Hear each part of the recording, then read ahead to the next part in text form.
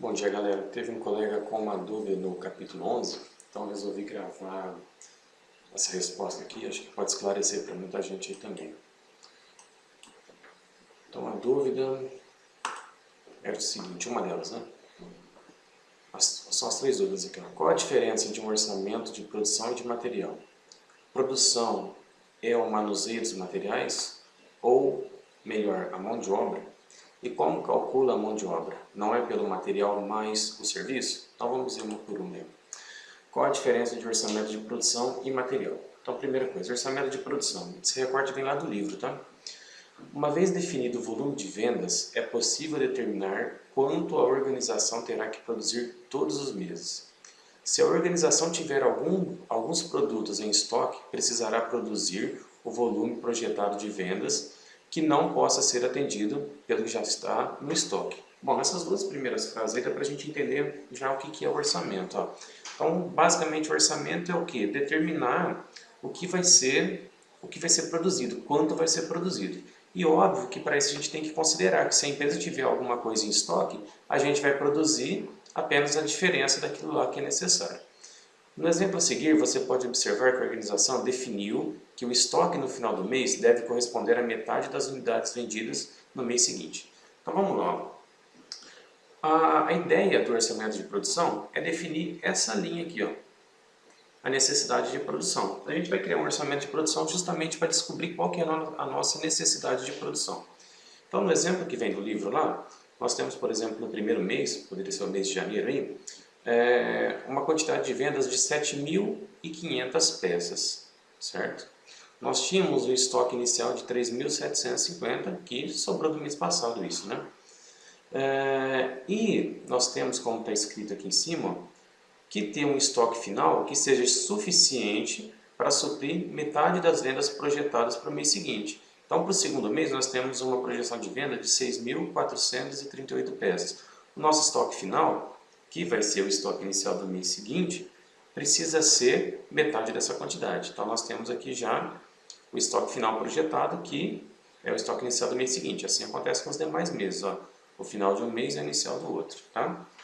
Então, ó, nós temos 3.750 em estoque. Nós vamos vender 7.500. Nós precisamos ter no estoque final 3.219 peças. Então, a nossa necessidade de produção é 6.969 peças. Ou seja, a gente soma o que nós vamos vender com o estoque final que nós queremos, subtraímos pelo estoque inicial e nós vamos encontrar esse valor. A mesma coisa para os próximos meses. Ó. A gente soma quanto vai ser vendido, mais o que eu quero ter de estoque final, subtrai do que eu tenho de estoque inicial e vou encontrar a minha necessidade de produção. Beleza? Então o orçamento de produção basicamente tenta responder isso daqui. Ó. Qual é a necessidade de produção? Vamos ler aqui ó, a última frase. Observe que no mês 1 a organização esperava vender 7.500 unidades. Como sua política é ter em estoque no início do mês metade do que pretende vender, então ela já começa com o mês com estoque inicial de 3.750 unidades. Beleza? Ficou claro aí o que é o orçamento de produção? Vamos ver agora o orçamento de materiais. Ó. Também é o recorte do livro.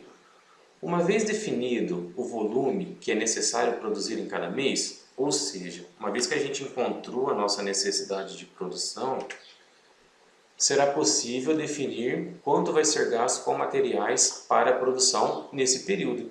Então, ó, a gente não encontrou lá no primeiro mês uma necessidade de produção de 6.969 peças. Com isso, eu posso determinar quanto material eu vou usar para produzir essas peças. Então, a ligação que existe entre os dois orçamentos, o de produção e de material, é exatamente aquela linha que nós vimos lá, a necessidade de produção. É através dessa necessidade de produção que nós conseguimos projetar o nosso orçamento de material. Vou continuar lendo. Imagine que para fazer bolsas seja necessário comprar tecido. No orçamento de materiais, calcula-se então quanto se precisa de tecido para produzir o volume esperado. Então, ó, para produzir 6.969 peças, que é a produção que eu preciso do mês 1, eu vou usar 920 metros de tecido, que custa R$5, vou gastar 4.600. Poderia ter outro material aqui também.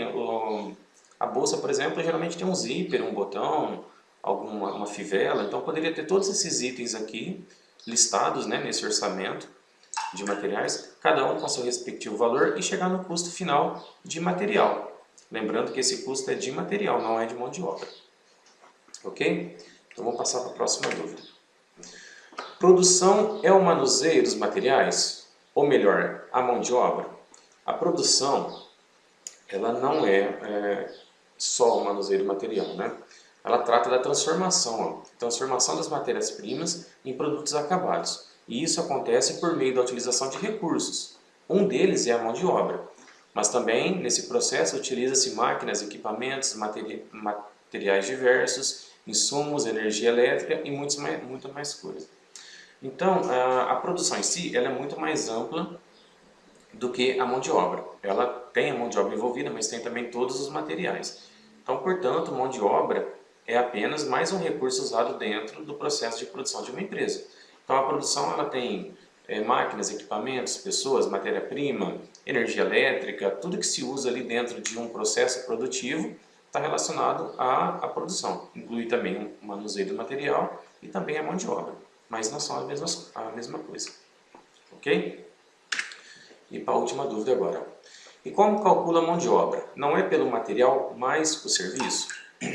Olha, a mão de obra em si, ela está relacionada apenas com os custos envolvidos com o funcionário. O material é o que a gente calculou aqui atrás, no orçamento de materiais. Então, nós precisamos fazer essa separação. A mão de obra é uma coisa e o material é outra. Então, o custo de mão de obra ele está relacionado mais ao serviço, às práticas empregadas dentro do trabalho, do que com o material. São duas coisas diferentes. Ó. Vamos ler o que eu escrevi para vocês. O custo de mão de obra refere-se apenas aos custos envolvidos para que aquele colaborador esteja ali dentro da empresa trabalhando. Portanto, salário, benefício, imposto, equipamentos de produção individual e dependendo da empresa e de uma atividade, existem outros custos. Então, o custo de mão de obra é tudo que está relacionado ao que o funcionário recebe, ao que é pago para que ele esteja ali para trabalhar. Então, se ele recebe um vale-transporte, se a empresa gasta com um ônibus para buscar o funcionário, o salário dele, os impostos referentes aos salários, os encargos, fundo de garantia, INSS, tudo isso está relacionado ao custo de mão de obra, ok? Então, portanto, esse cálculo deve considerar o material utilizado no processo de produção. Apenas, esse cálculo não deve considerar o material utilizado de produção. Tem um erro aqui, vamos corrigir. Esse cálculo não deve considerar, vamos voltar. Não deve considerar o material utilizado no processo de produção. Apenas deve considerar os custos envolvidos para que aquele colaborador esteja dentro da empresa cumprindo com o seu trabalho.